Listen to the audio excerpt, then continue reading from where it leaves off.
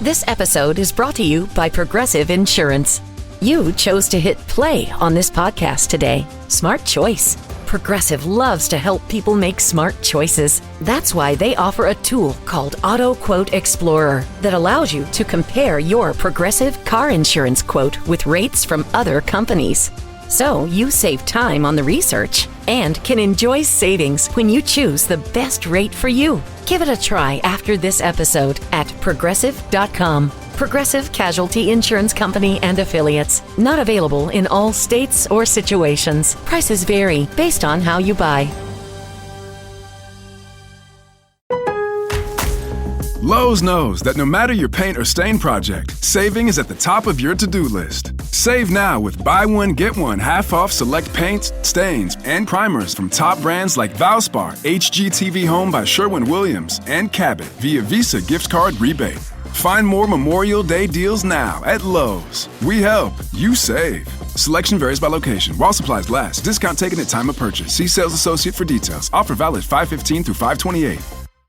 He's a United States Army veteran of the Green Beret. His career was cut short by traumatic brain injury. He is also an ambassador to the Green Beret Foundation. He's here to tell his story. Welcome to the Law Enforcement Today radio show. I'm your host. My name's John J. Wiley. In addition to being a radio broadcaster, I'm a retired police sergeant. For the latest news articles and much more, check out our website, letradioshow.com. In the Law Enforcement Today show, we'll be joined by special guests. We'll be talking about their experiences and issues affecting law enforcement officers, first responders, their families, their community, and victims of horrendous crimes. Be sure to like us on Facebook. Our page is Law Enforcement Today Radio Show.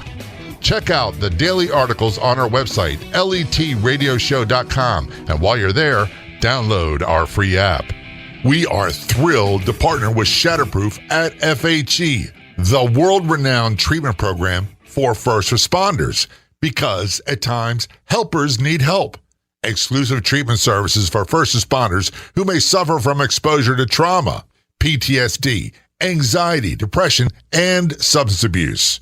For free 24/7 information, call 833-776-1420. 833-776-1420. That's 833-776-1420, or online at fhehealth.com.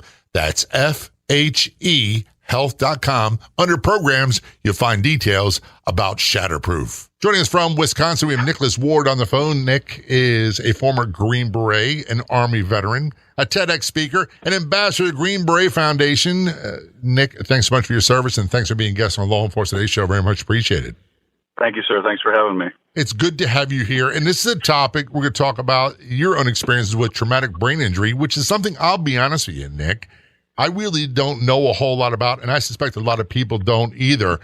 I at least equate TBI with trauma from battles and combat, but that's not always the case, is it? No, it's not always the case. I mean, it starts early when you're a kid in sports, football. You're young, you're getting out there and you're playing and you're getting hurt, these small injuries, and you're getting knocked around and you're not taking it seriously. Or maybe you're training in wrestling, or you get later in life, you can have a car accident, bang your head, but you got a broken limb and you ignore, why am I having these headaches? Why is things fuzzy? And sure, guys will get concussions downrange in Afghanistan, Iraq for overpressure from explosions, but they'll also get it from training, jumping out of planes and smacking their head on the ground, not wanting to go seek treatment. It's something that's ignored, I think, up until now. I agree with you. I think it is too. And I'm as you say, childhood, playing sports, how many times you get your bell rung, for lack of better words? That's a term we use a lot in football. Or you get hit with a baseball or something else. Right. Stupid stuff I did. You bang your head against a brick wall by accident, playing tag or keep away, whatever it was, and you just dust it off and keep on going. Yeah, it's that you want to stay with the team, or you don't want to let anybody down, or you want to do what's best for everybody else. You're not thinking I'm hurt, and you're kind of ignoring the symptoms. it's like not calling in for work, you know? You've had your own battles with TBI, am I correct? Right. That actually ended my Army career. I came into the military, and about 8 years in, I should take that back, about five and a half years in, I had a bad day out in training, and that subsequently led to me getting medically retired in 2018. And how old were you when you got retired? Let's see. I think I was like 32 years old. I was 33 when I got retired from police work. And a lot of people think, oh, yeah, I jokingly tell people, I've retired since I've been 33. And they go, wow, how do you manage? Well, it's not enough to live off of, number one. So I'm sure it's the case with you. You couldn't live off of it. No, you wouldn't want to, but because I'm not in a wheelchair. I'm not in this, but I can't jump out of a plane anymore. And, I would be a liability, I think, in my mind. I can still do everything, but when I sit down and think about it, I'd probably be a liability if I got hurt out in the field, if I got hit in the head again, because it doesn't take much for me to get knocked senseless. That's the thing. And you said an important part I want to go back to. I'm not in a wheelchair or anything. People look at you, they don't see it. That is one thing. There's this stigma, I suppose, that if you can't see somebody's injured or disabled, and it's the same with PTSD. If you can't see that somebody's hurt, then you don't think it's real, or you don't give it any stock. It almost seems, and I can't tell your story, but it almost seems as if there's a little bit of embarrassment. It's like I have to explain. I'm physically disabled because of the multiple surgeries on my right hand, and people, they look at me, they don't see it. And with the unseen scars of TBI or PTSD, they don't see that either, but there seems to be, at least in my mind, I have to explain it to people. Yeah, exactly. You have to explain what it is, and guys do the same thing in football. It was this problem that was ignored, that these guys were getting multiple blows to the brain, but they're physically fine. They're animals, They're big, buff dudes, but nobody takes it seriously. Nobody thinks this is really detrimental, because your head controls everything. It controls your whole body. And these injuries, they can literally drive you crazy. Can you tell us a little bit about what you started experiencing before you retired as far as symptoms go? Right after I got hurt, severe headaches, shooting pains, dizziness, and those symptoms persisted for months after the final injury that really put me down. And what it was that was the last one. But when I sat down with the doctors and they said, well, Nick, let's talk about some of your injuries prior. And I started to think back to every time I'd been hit in the head hard and knocked out or just been injured. I felt sick afterwards, but I just didn't know. I didn't have the knowledge. I would feel woozy. I wouldn't be clear-minded. And I started to realize I'd had 10 or 12 concussions in my life, and they just kept getting worse. And I just had no idea. My mind goes this way. I think this, Nick, you got to go through one explosive, traumatic event to have this occur to you. I don't think of repeated blows to the head. And you'd think I would know better. We talk about CTE and all stuff from professional football players that started when they're young. They were getting blows to the head for a very long time, and it impacted their behavior and their behavioral health. Was that an issue for you as well? Yeah. I think at the end, when I finally started getting treatment, and I wasn't going to go back to a team, and I knew I was probably going to be getting out, the headaches, the pain, and then the depression sets in. You're losing out on what you thought your future was going to be, and then that can lead to drinking, and that can lead to other things, right. And it's just all bundles together, and like I said, it'll drive you nuts. It could become a cycle. I could see that would involve lots and lots of self-destructive behavior. We're talking to Nick Ward, former Green Beret. He's also a TEDx speaker. He's an ambassador of Green Beret Foundation, talking about his traumatic brain injury, and more. By the way, get more details at greenberetfoundation.org. This is the Law Enforcement Today Show. We're going to take a short break. We'll be right back.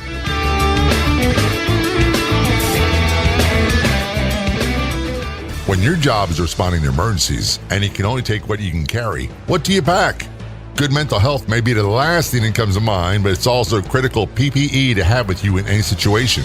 At FHE Health, we specialize in treating first responders' unique mental health needs. FHE Health's 30-day program equips first responders with the tools they need to be healthy and resilient in their jobs. Our trauma-based therapies and cutting-edge neurotechnologies relieve symptoms like insomnia and anxiety, teach healthy coping skills, and restore brain health faster. Our integrated approach addresses psychiatric and medical issues at the same time for comprehensive healing. Peer group therapy with other first responders provides an added layer of support and connection that boosts the recovery process. Need a hand packing for the next emergency? For better mental health and peak performance, call FHE Health at 833-776-1420. Online at FHEHealth.com. There's only one official Facebook page. What you do a search on Facebook for Law Enforcement Today radio show. Click like and follow.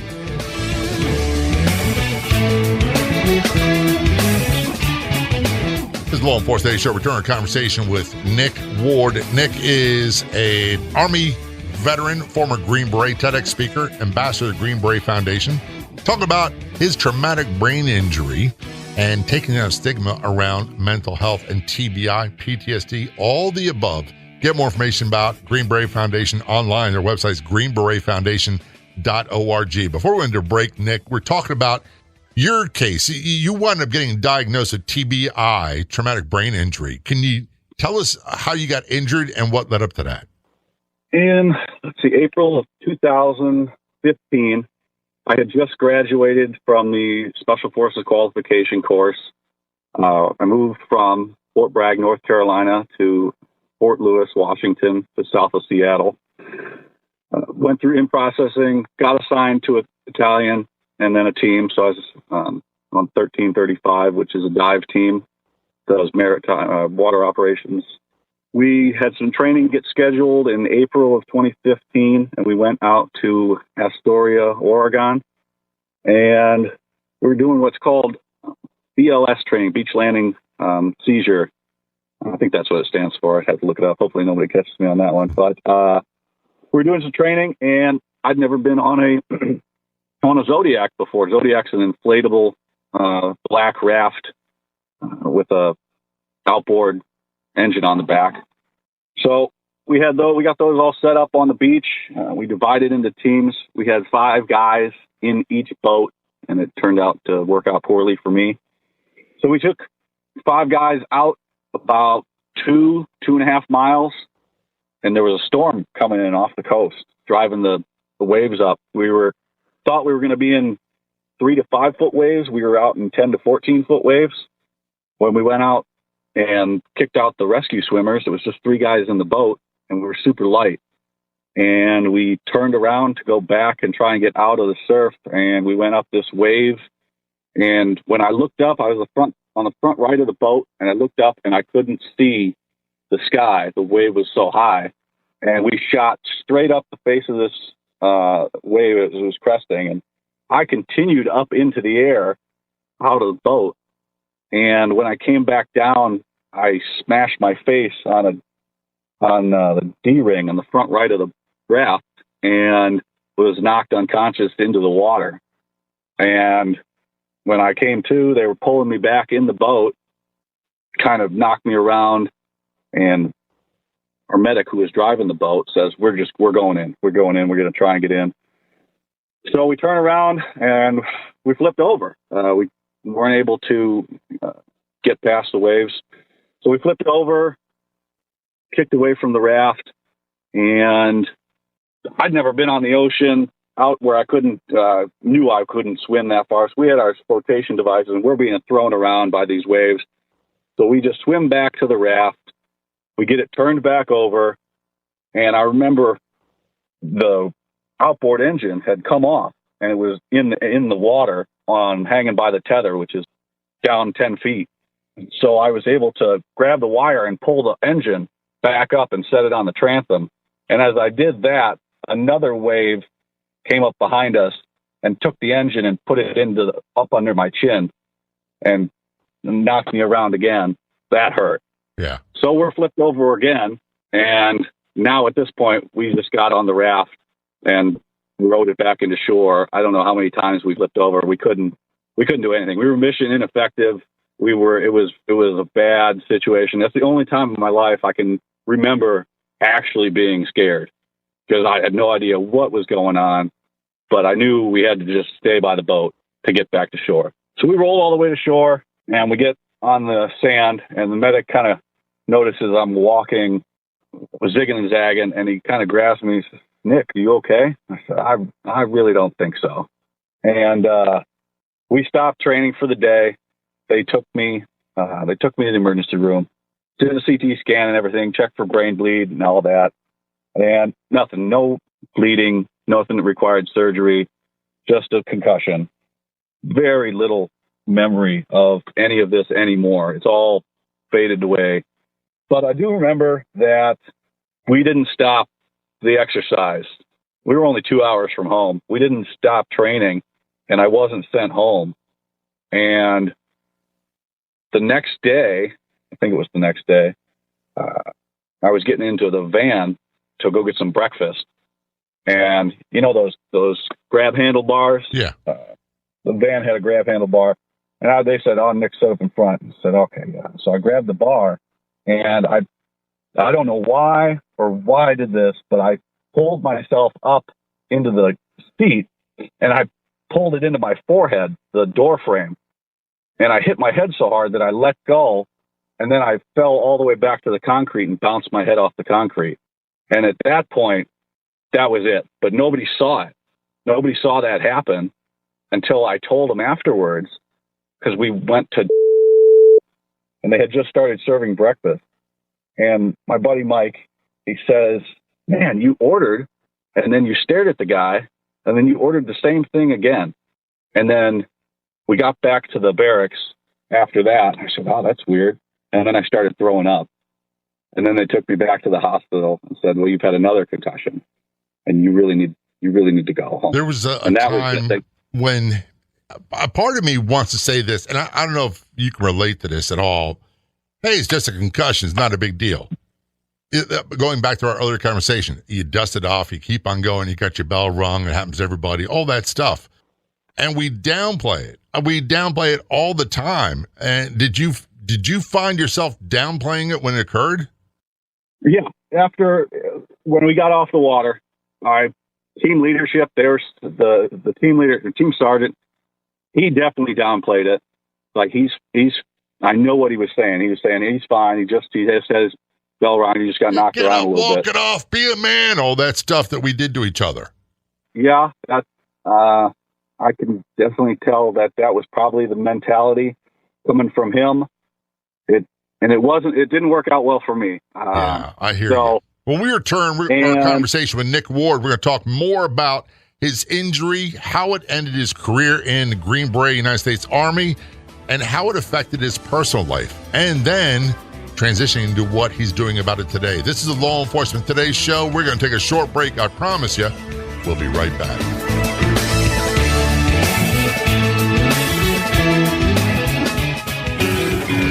Flintstone Media has been the digital messaging bedrock of several brands and businesses, serving as a highly resourceful podcast production house and consultancy firm for over 6 years.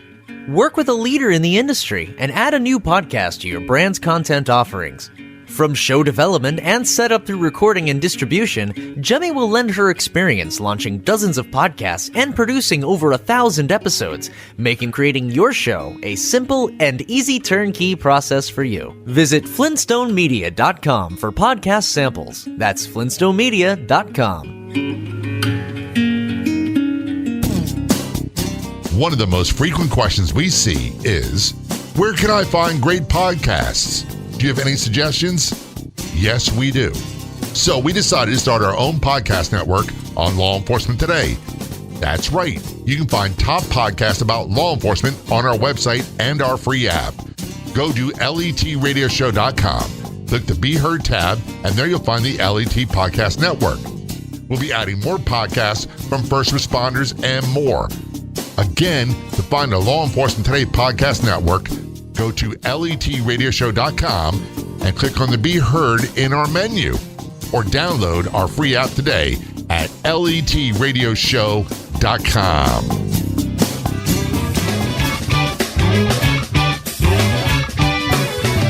Return a conversation with Nick Ward on the Law Enforcement Today Show. Nick is Army veteran, former Green Beret, a TEDx speaker, and ambassador of Green Beret Foundation. His military career was ended due to TBI, traumatic brain injury.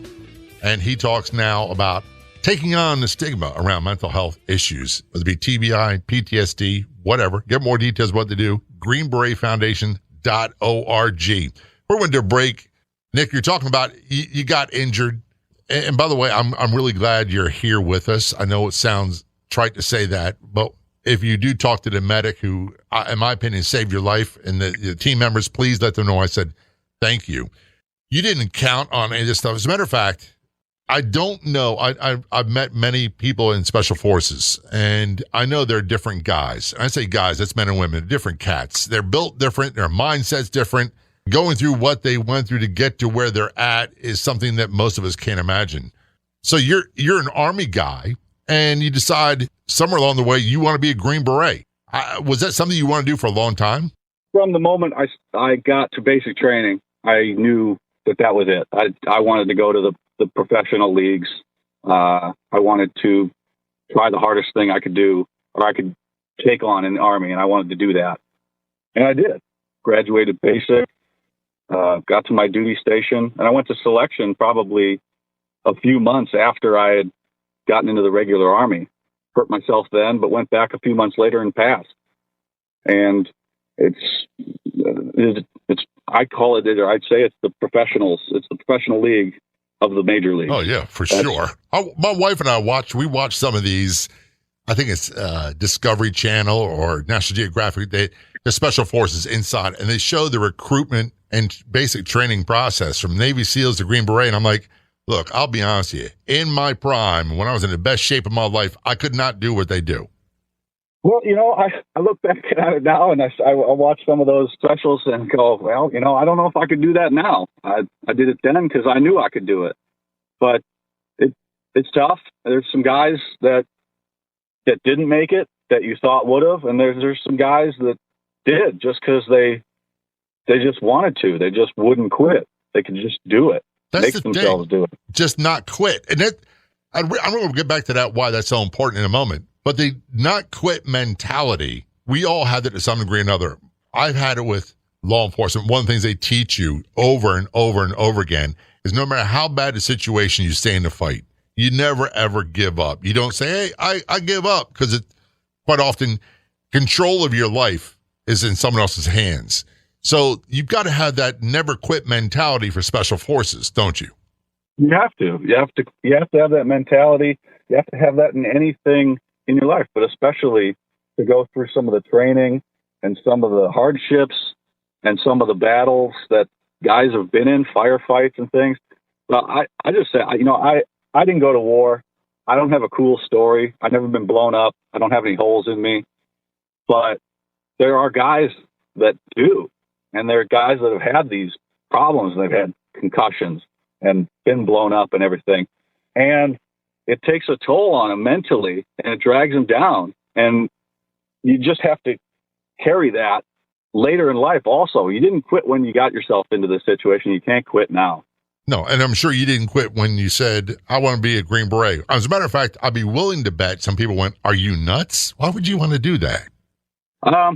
Well, yeah. So when you're in the regular Army, guys or leaders, they don't understand why you would want to leave the unit you're in to go do something else. But I just wanted to do that. I wanted to see the world. I wanted to train.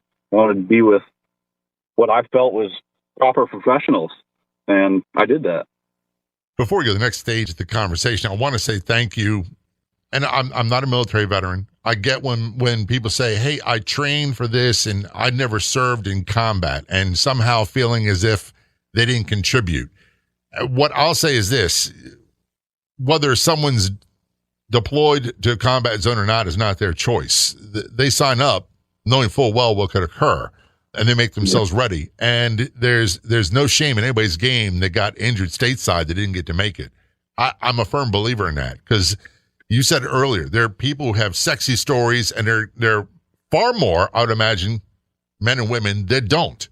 Yeah, for a while, actually up until not long ago, I just was ashamed. I just didn't go. All those years that I was in, and we were in Afghanistan, we were in Iraq, and in the fight, and I just didn't go. I never came up on the opportunity to go. It wasn't your call, though, was it?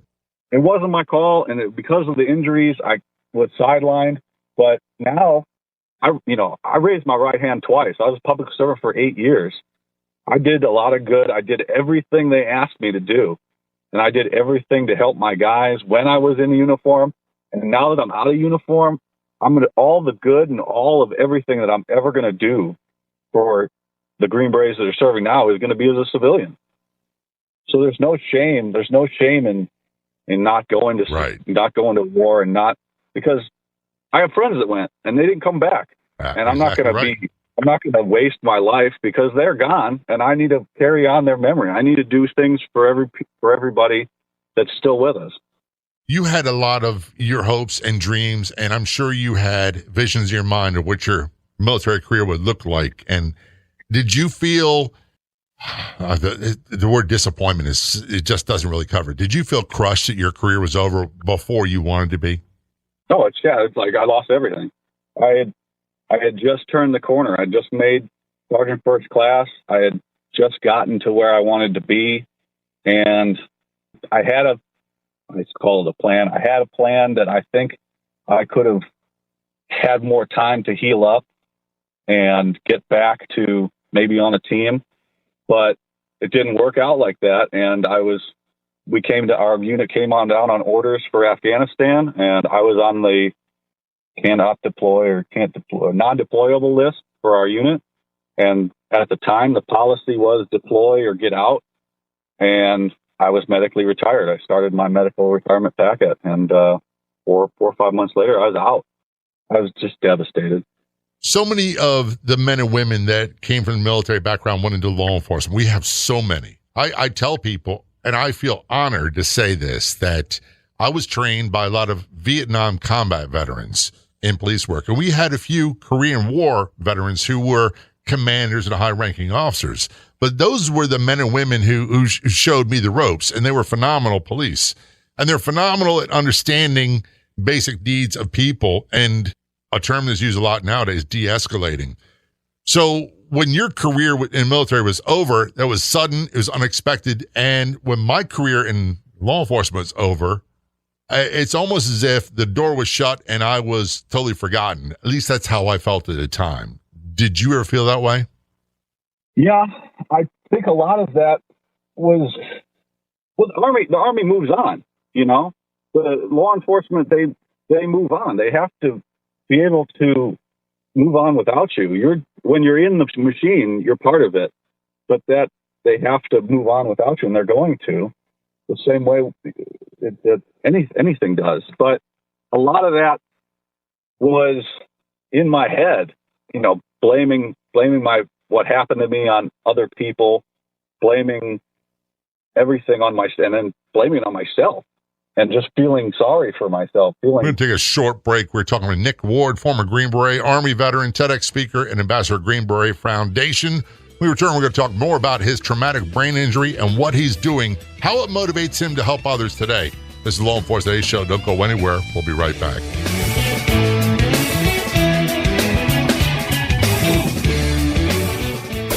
Have you ever wanted to listen to a favorite Law Enforcement Today episode again? Or chat directly with John J. Wiley? Now you can. Download Podopolo for free on either app store and send John J. Wiley a DM right on the app. That's Podopolo, Podopolo. Has this ever happened to you? You sign up for a free email newsletter, and within hours, you're receiving tons of spam. That won't happen when you subscribe for the free Law Enforcement Today radio show email newsletter. We won't spam you. No more than 2 emails a week. I promise. All subscribers are automatically entered in all future contests. Sign up at letradioshow.com. Scroll down to the sign up area. That's letradioshow.com.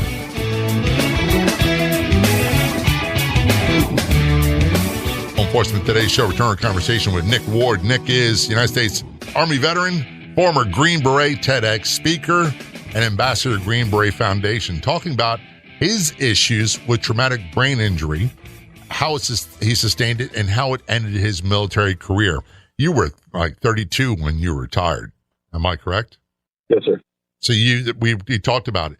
Look, life goes on. The career's got to go on. You may love it, but it's not going to love you. And the day you are no longer part of the team, you're out. They continue on, and that's just the way things go.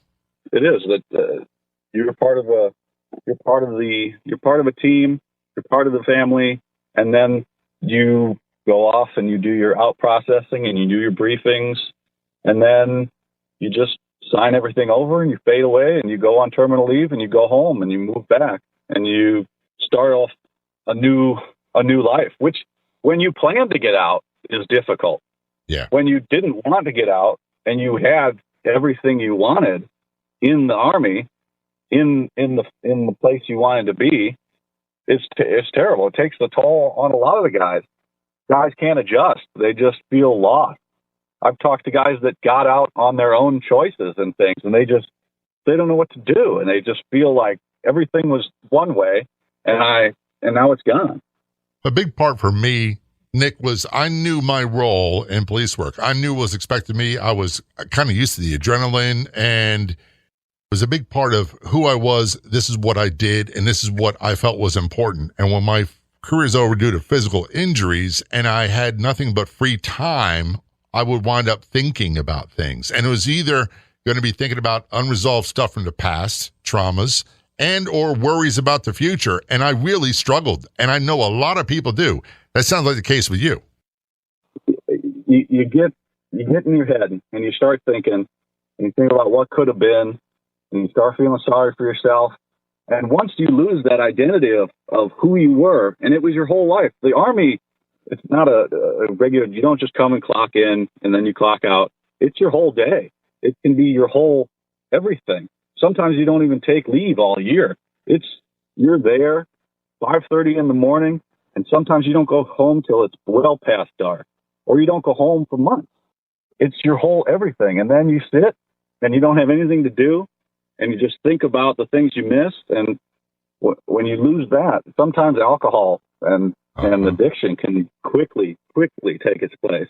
I'm glad you brought that up. So many people, men, women, Army, military, police, they retire. They have grand ideas what we're going to do when we retire, when I leave, whether it be planned or otherwise. And if they don't have something to fall back on, quite often they wind up drinking themselves to death in 2-3 years. I will say that I had a problem, and it was getting pretty bad. And then one of my friends, is Sergeant First Class Jeremy Griffin, was killed September 16th, 2019 in Afghanistan. And after I processed that, I said, you know what? I don't know what I'm doing. I don't know why I'm doing this to myself. I am wasting.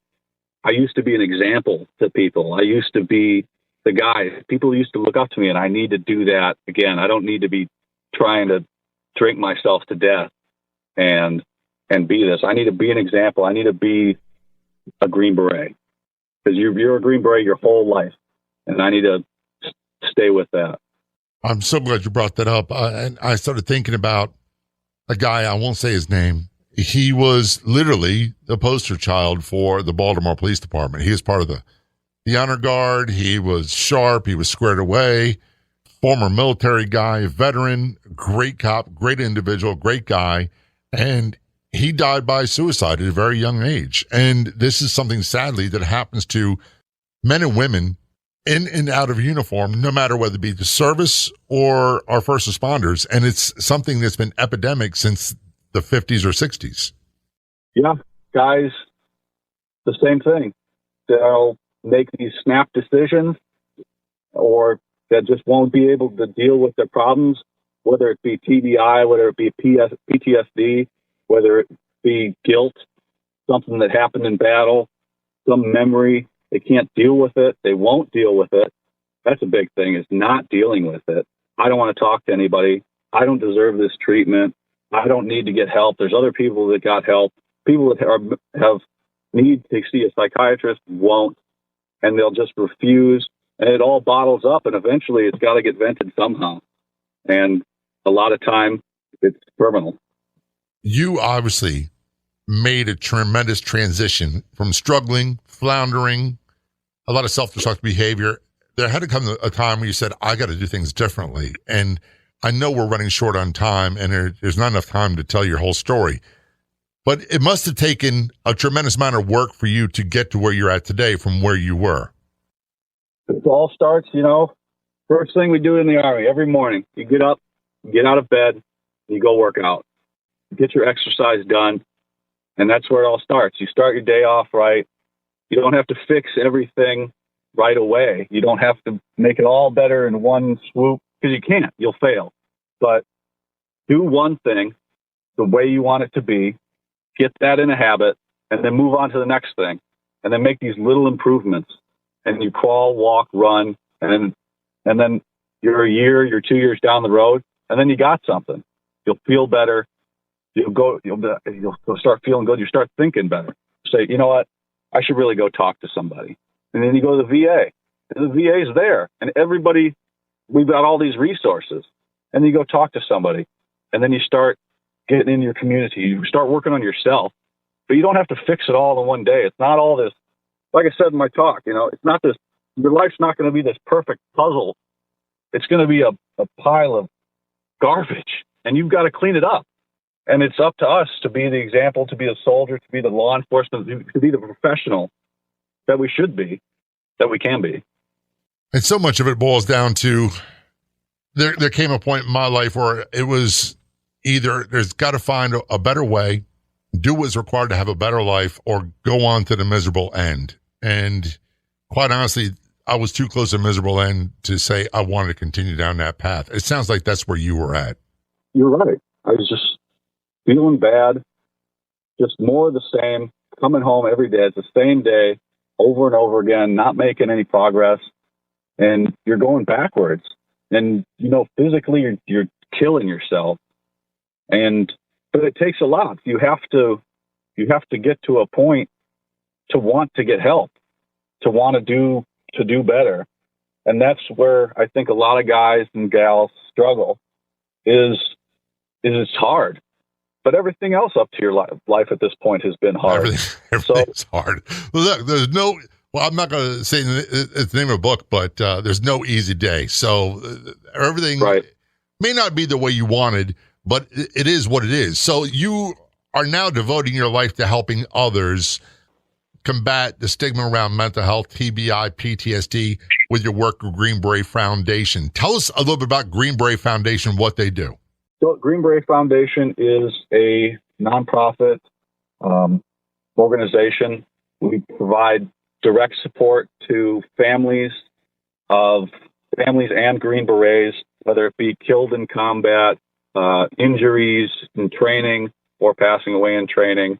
And what's great about us is we have a very small paid staff, and what that allows is 84 cents on every dollar goes back to supporting families, scholarship funds, direct support, clothes, whatever's needed when a Green Beret or their family is in trouble. And can people make donations on their website?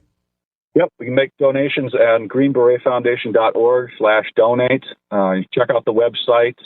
There's a lot of good information on there. And I'm looking to partner with other people and do events. Like I said, I'm new into getting into this. This is one step into getting myself back, doing the things I want to do and helping out. So we had our first fundraiser last week at the gym I go to. It was a success. It was in honor of my friend that was killed in Afghanistan. And we're going to do more in the future, trying to set up golf outings and a truck raffle through the motor group that I work for. That's greenberetfoundation.org. And you also check out Nick. It is on Facebook, Nicholas Allen. Nick, thanks so much for being a guest on the show. Very much appreciated. Thank you, sir. Thanks for having me. It was an honor. I'd like to thank our guests so much for coming on the Law Enforcement Today radio show. The Law Enforcement Today radio show is a nationally syndicated radio show broadcast on numerous stations once a week and growing. If you enjoyed the podcast version of the show, please do me a big favor. Tell a friend. I'll be back in just a couple days with a brand new episode of the Law Enforcement Today radio show and podcast. Until then, this is John J. Wiley. See ya.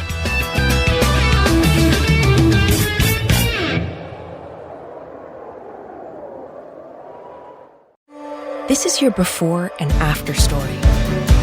Prepare for an incredible career in nursing. At Southeastern College, experience expert hands-on training.